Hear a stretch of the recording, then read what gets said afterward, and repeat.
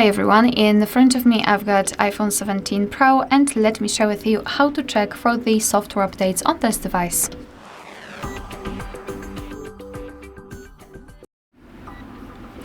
So first of all, make sure that you've got the internet connection. It is required. You can simply for checking, you can use Wi-Fi or mobile data. No.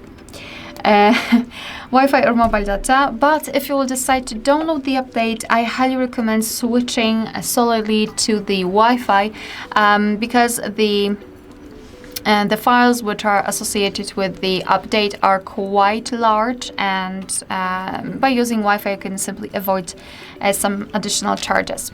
Alright, so we've got the internet connection, so now we have to open the settings. Here, let's scroll down and go to the General, and then go to software update.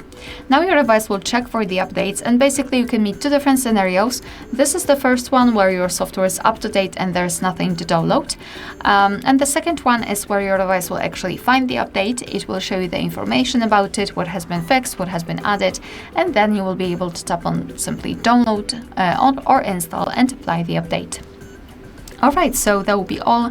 Thank you so much for watching. Please hit the subscribe button and leave the thumbs up.